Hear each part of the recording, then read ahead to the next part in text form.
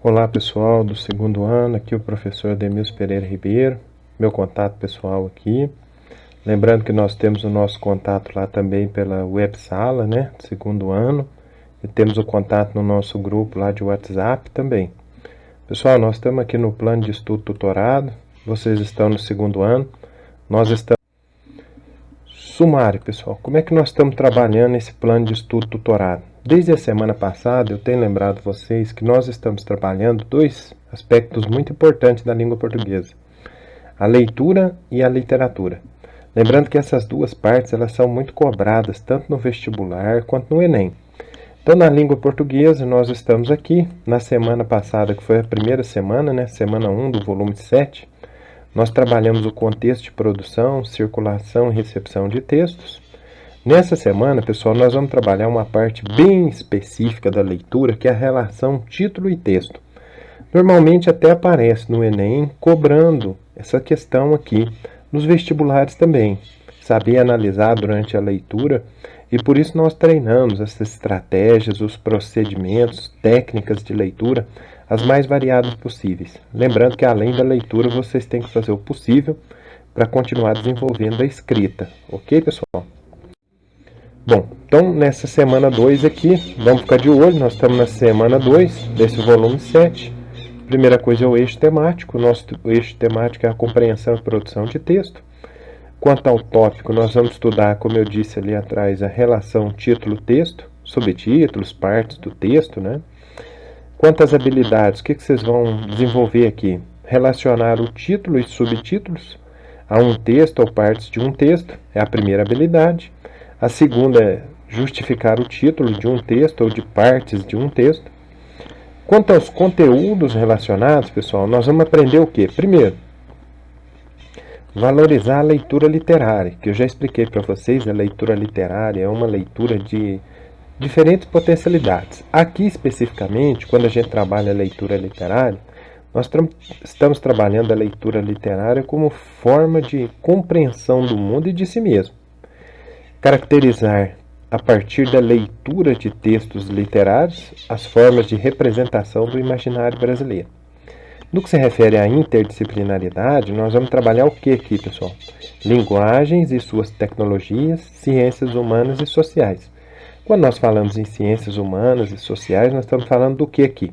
Estamos falando de sociologia, filosofia, geografia e história.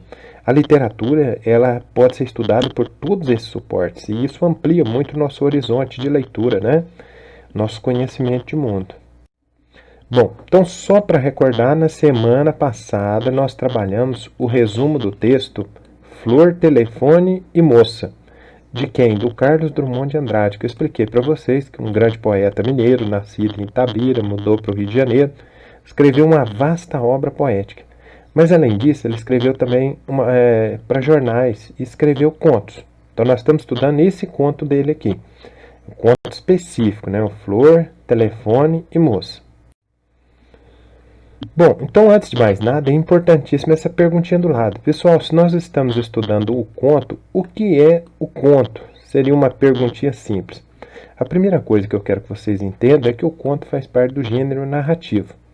E a narrativa, ela busca responder algumas perguntas com a finalidade de desenvolver a história narrada. Então esse esqueminha aqui é o esqueminha que a gente faz em relação a como ler e entender a estrutura de um texto, que aliás depois eu vou pedir para vocês desenvolverem esse esquema e postarem foto lá no nosso grupo, tá certo? Então nós estamos estudando o gênero narrativo, dentro do gênero narrativo conto, e aí vamos ver. Bom, a narrativa ela é principalmente construída com base numa história. Essa história evidentemente tem os personagens, aí a gente responde a perguntinha quem. No caso ali nós vimos que era uma moça que tinha um hábito muito estranho, né, pessoal? Quem lembra bem aí, o hábito da moça era caminhar pelo cemitério. O quê? Qual foi o fato marcante? Além desse hábito, né, dela caminhar pelo cemitério, nós vimos que teve um fato estranho ali, porque lembra que o conto é um conto fantástico, é um conto de mistério. A moça, ela arrancou uma rosa de uma determinada cova e jogou aquela rosa fora. A partir daquele fato, ela começou a receber ligações com uma voz muito estranha, pedindo que ela devolvesse aquela flor. A mãe da moça tentou colocar várias outras rosas lá naquele túmulo, mas o que acontecia? Constantemente ela recebia aqueles telefonemas misteriosos. Até que teve um fato mais misterioso ainda. O que aconteceu? A moça morreu misteriosamente. Então esse é o que? Quando nós falamos do que, nós temos as ações. As ações podem ser divididas em espaço. Então nós podemos falar em que espaços lá? O cemitério por onde ela andava tanto, né? A casa dela onde ela recebia as ligações. O tempo. O tempo nós não sabemos, porque o conto que nós lemos ali, ele não permite identificar quanto tempo a história durou.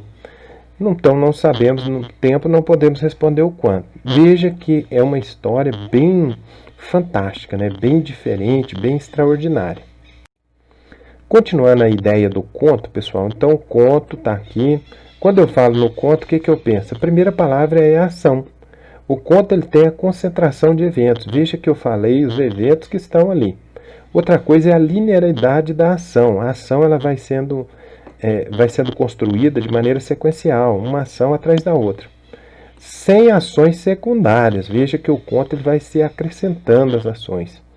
Além disso, nós temos personagens. Personagens aqui no conto, um número bem reduzido, limitado.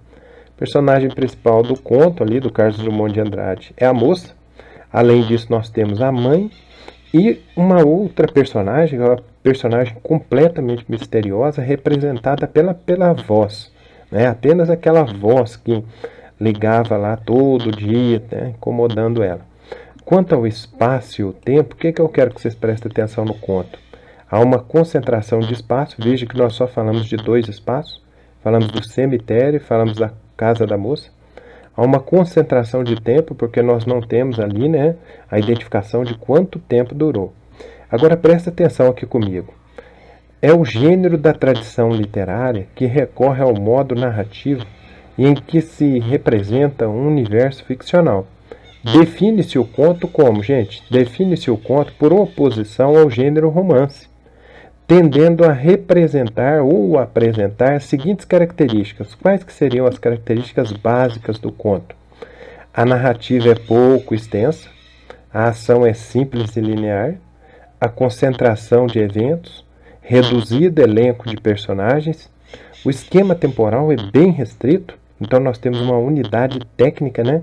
É o que nós chamamos de tom. O tom do conto é um tom bem sintético, direto, rápido.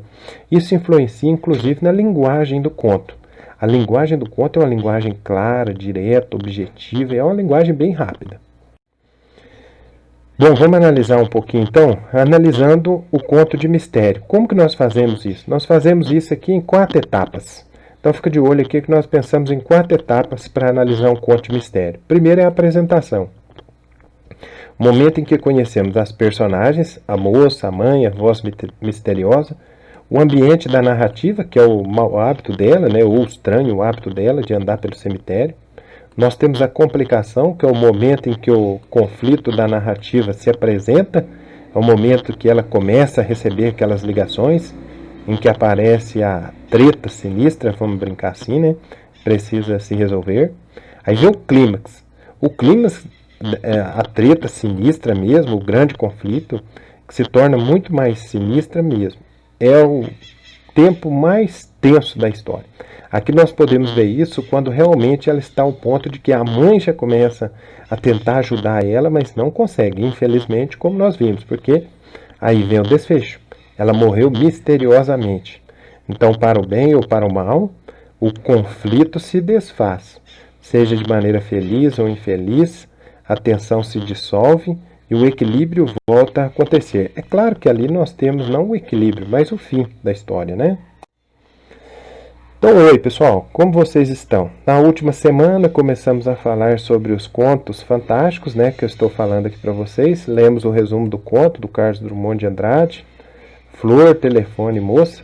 Hoje vamos continuar analisando esse conto, mas agora levando em consideração outra questão, o título. O título, pessoal, é uma síntese precisa do texto. Ele nomeia o texto após a sua produção. sugere o sentido, desperta o interesse do leitor para o tema, estabelece vínculos com informações textuais e extratextuais e contribui para a orientação da conclusão a que o leitor deverá chegar. Portanto, o título é a parte importante de uma produção de texto e deve estar bem relacionada com ele. Aí vem as nossas atividades. Na número 1 diz assim: a partir da leitura do resumo do conto de Carlos Drummond de Andrade, Flor, Telefone, Moça, presente na semana 1 deste PET, que nós já retomamos ali brevemente, relacione o título ao conto. O que a gente vai responder?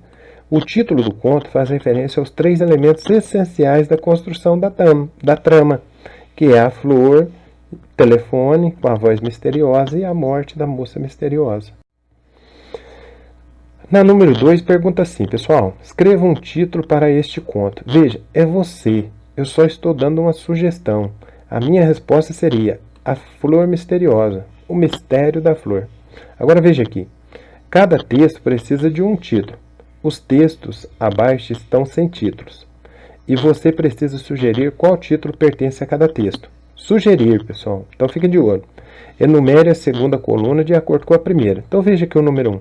A moça tinha pele branca como a neve e cabelo escuro como o breu. Abandonou 7 irmãos, fugiu da madrasta, fez uma torta com maçã e foi vender na feira. Ficou tão famosa com a sua receita de torta que nunca mais quis saber do príncipe. Esses elementos textuais aqui nos remetem a quem, gente? Nos remetem aqui, ó, a Branca de Neve. Então, o número 1 aqui. Olha o número 2. Isolou-se, esse termo aqui, com receio da Covid. Foi contaminado pela solidão.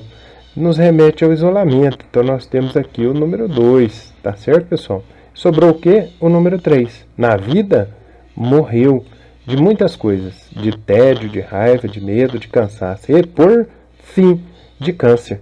Só não teve tempo de morrer de amor. Então, o que nós temos aqui? O número 3. Então, relacionando esses textos aí. Pessoal, essa é a nossa aula. Espero que vocês anotem tudo, caprichem. E até semana que vem, se Deus quiser. Bons estudos e fiquem com Deus.